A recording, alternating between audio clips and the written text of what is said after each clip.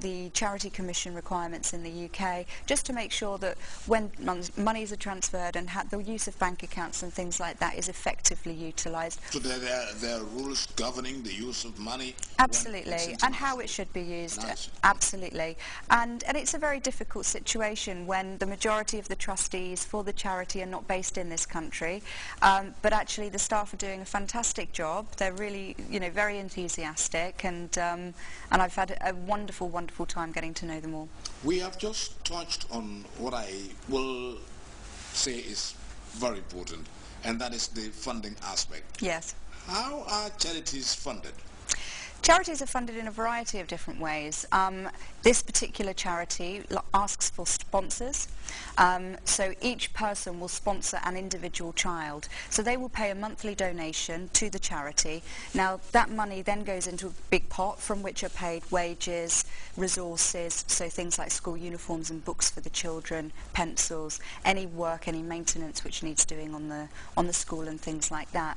Other charities will be funded in a variety of other ways.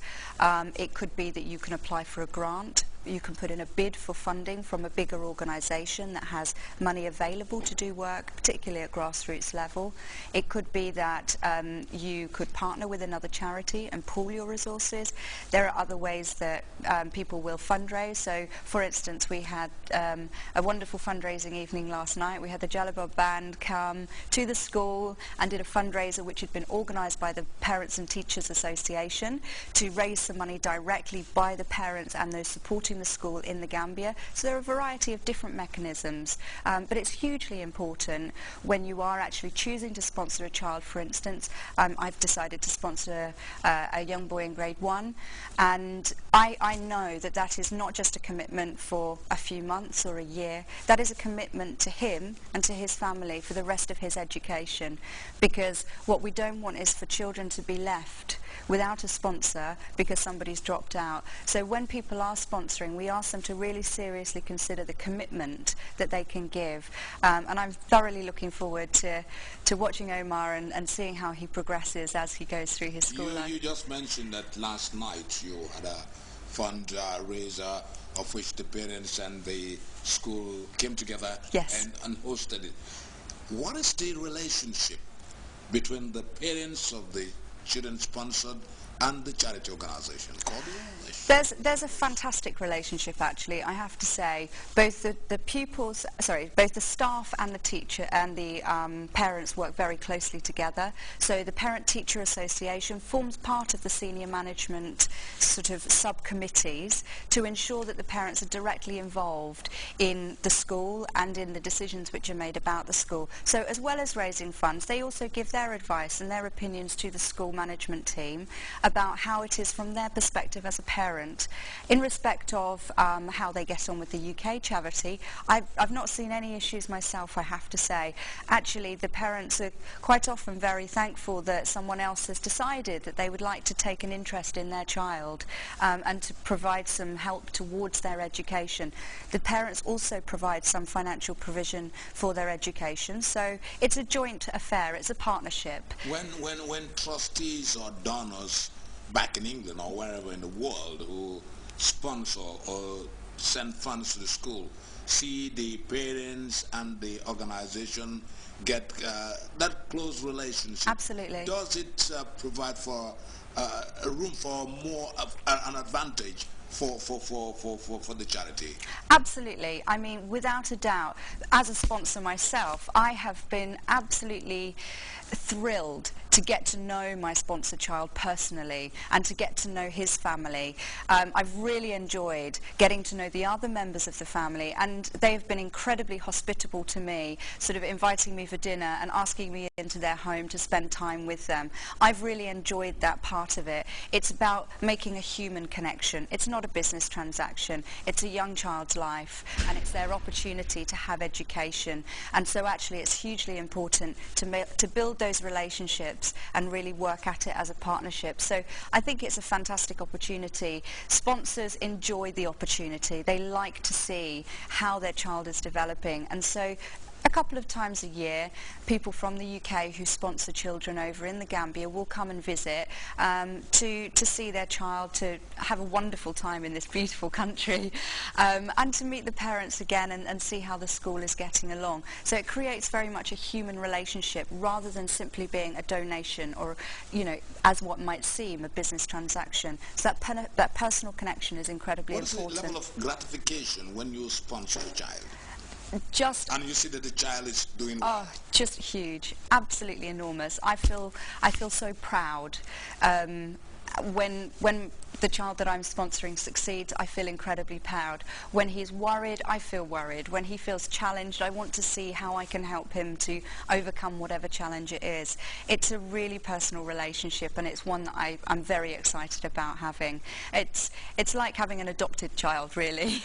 They may not be yours personally, but you feel for them in the same way you would one of your own children, and that's lovely. Can charity organizations access funds from government? Yes, the they British can. government? Yes, they can. There are various pots of money available. Whether or not a particular charity is eligible for a particular pot of money that's available, whether it's funding from DFID or another ministry organisation, will depend on what the charity does and what the criterion for accessing that money are.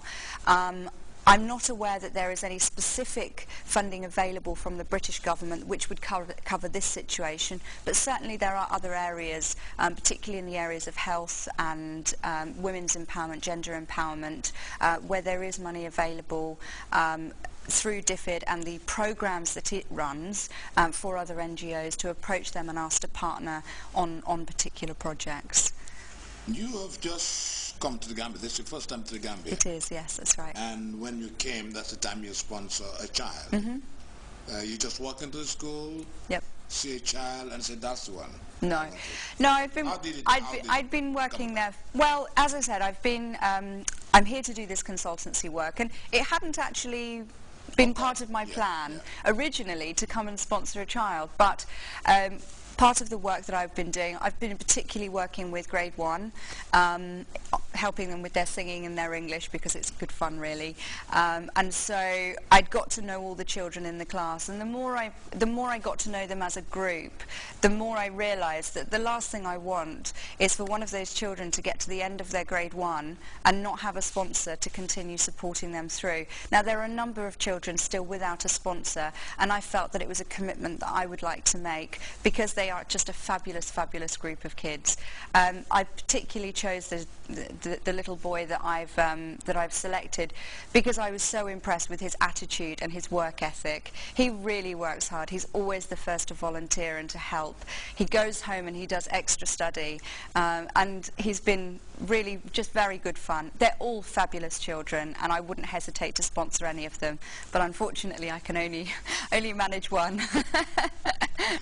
This is the interview, and my guest is Lois Ewington. She is an English consultant and presently doing some consultancy at the Seedlings Lower Basic School. In case you don't know that, that's somewhere in Manjaikunda. That's right. Now, this school, how is the curriculum like? The curriculum absolutely follows the Gambian curriculum as set out by the Ministry of Education. There is no diversion from that. As a Gambian school, even though it's a private school, it must adhere to the Gambian curriculum.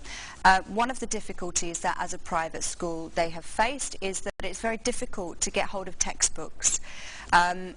The public schools, which are state-funded, obviously, are provided with their textbooks, but the challenge has been to get that same curriculum for the private schools. So that's one area that actually we can talk with the ministry, we can talk with the Board of Education and see whether there's a way that we can buy the resources from the ministry directly, even for the private schools, because otherwise it is very difficult to get hold of those books. But the Gambian curriculum is absolutely set by the Ministry of Education, and that is what is followed.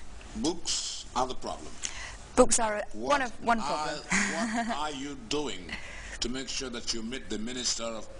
I mean, she is a very wonderful lady, by the way.